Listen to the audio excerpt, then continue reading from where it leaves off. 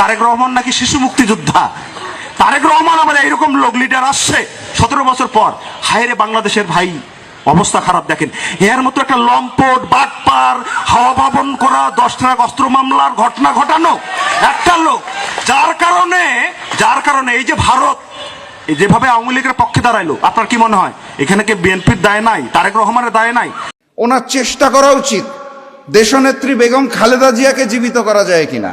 কারণ আমি নিশ্চিত দেশনেত্রী বেগম খালেদা জিয়া যদি কবর থেকে উঠে এসে আরেকবার দাঁড়াতে পারে, উনি এই 72-এর মুজিববাদী সংবিধানকে ছুঁড়ে মারবেন, সাথে সাথে তার কুলাঙ্গার পুত্র বাংলাদেশের মানুষের সাথে বেইমানি করা জনাব তারেক রহমানকেও ছুঁড়ে ফেলবেন, এটা আমি বিশ্বাস করি। সামান্য জ্বালানি সংগ্রহের জন্য ঘন্টার পর ঘন্টা এখন লাইনে দাঁড়ায় অপেক্ষা করতে, রাতে দিনে 24 ঘন্টা, বৃষ্টিতে ভিজে রোদে শুকিয়ে। অথচ আশ্চর্যের বিষয়, সংসদের ভিতরে এমন ভাবে বিবৃতি জ্বালানি এবং খনিজ সম্পদ মন্ত্রী দিচ্ছেন, মনে হয় যেন তেলের উপরে দেশ ভাসতেছে। নির্বাচনী ইঞ্জিনিয়ারিং হয়েছে, যোগ সাজসের মাধ্যমে ব্যাপক অনিয়ম করে জনগণের প্রত্যাশার কবর রচনা করা হয়েছে। ইতিহাস হয়তো একদিন এই নির্বাচনের পোস্টমর্টম করবে। আসসালামু আলাইকুম প্রিয় দর্শক, দেশ এবং প্রবাসী আপনারা যে যেখান থেকে দেখছেন, আপনাদের সবাইকে আন্তরিক শুভেচ্ছা। ইতিমধ্যেই অনেক ধানায় পানায় হয়েছে জুলাই সনদ নিয়ে গণভোটকে অস্বীকার, সরাসরি একেবারে প্রত্যাখ্যান বিএনপির পক্ষ থেকে। তো এখন বিএনপি যে নিজেই নিজের পায়ে কুড়াল মারছে, সেই বিষয়গুলো নিয়ে বিস্তারিত ভিডিও রয়েছে, যে তাদের পতনও অবধারিত খুব শীঘ্রই। তো চলুন আমরা সেই ভিডিওগুলো দেখে আসি। জনাব তারেক রহমান নিজের দলের ইতিহাসই তো জানে না। প্রধানমন্ত্রীর বাসভবনের নিচে বাংকার তৈরি করার পরিকল্পনা করা হচ্ছে, সুড়ঙ্গ তৈরি করার পরিকল্পনা করা হচ্ছে। এখন এই সুড়ঙ্গের শেষ মাথাটা কোথায় যাবে? যদি এখন সুড়ঙ্গের মুখ যে দিল্লি বা শিলংয়ে পৌঁছায়, তাহলে কি হবে বলতে পারছি না, সেটা আপনাদের কিসমত ভবিষ্যতে বলে দিবে। জুলাই গণ অভ্যুত্থান আমাদের একটা শিক্ষা দিয়েছে নিজেদের ভিতরে, প্রত্যেকটা মানুষের। সেটা হচ্ছে অন্যায়ের প্রতিবাদ করার সৎ সাহস।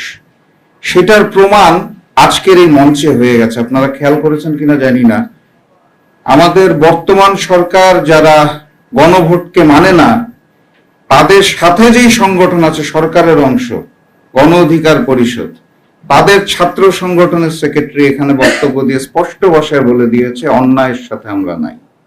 এটাকে বলা হয় হিম্মত, সৎ সাহস। অন্যায়ের বিরুদ্ধে রুখে দাঁড়ানোর যে সাহসটা, যে প্রতিবাদটা, এটা আমাদের আগে ছিল না।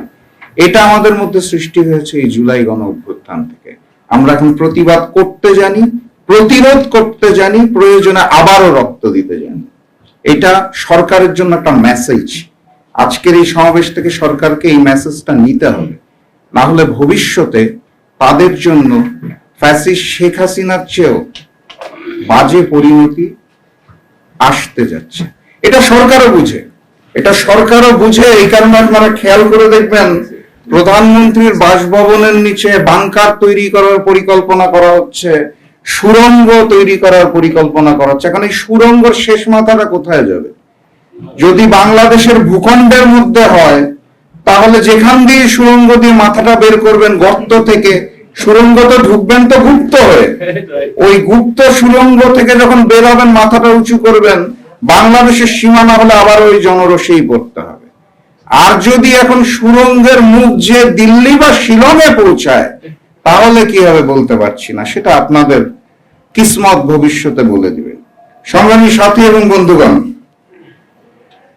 বক্তব্য দেওয়ার কিছু নাই। গণভোটকে এই সরকার মানতে চায় না, এটা আমরা সবাই বুঝে গেছি। 70% মানুষ যে গণভোটে হার পক্ষে বক্তব্য রেখেছে, প্রস্তাবনা দিয়েছে, সমর্থন দিয়েছে, ভালোবাসা জানিয়েছে, ভোটও দিয়েছে, সেই 70%কে এই মুহূর্তে বিএনপি সরকার মানতে চাইছে না, জনাব তারেক রহমান মানতে চাইছে না।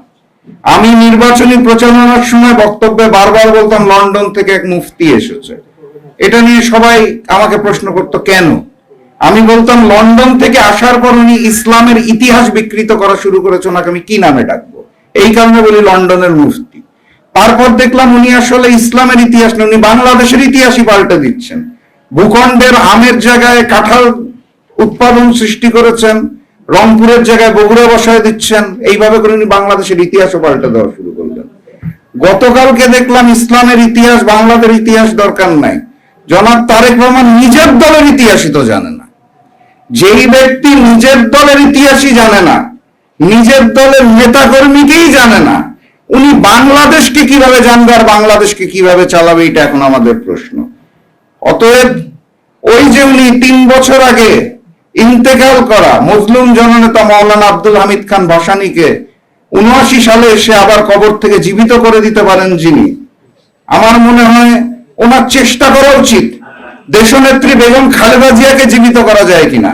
কারণ আমি নিশ্চিত দেশনেত্রী বেগম খালেদা জিয়া যদি কবর থেকে উঠে এসে আরেকবার দাঁড়াতে পারে, উনি এই 72-এর মুজিববাদী সংবিধানকে ছুড়ে মারবেন, সাথে সাথে তার কুলাঙ্গার পুত্র বাংলাদেশের মানুষের সাথে বেইমানি করা জনাব তারেক রহমানকেও ছুড়ে ফেলবেন, এটা আমি বিশ্বাস করি।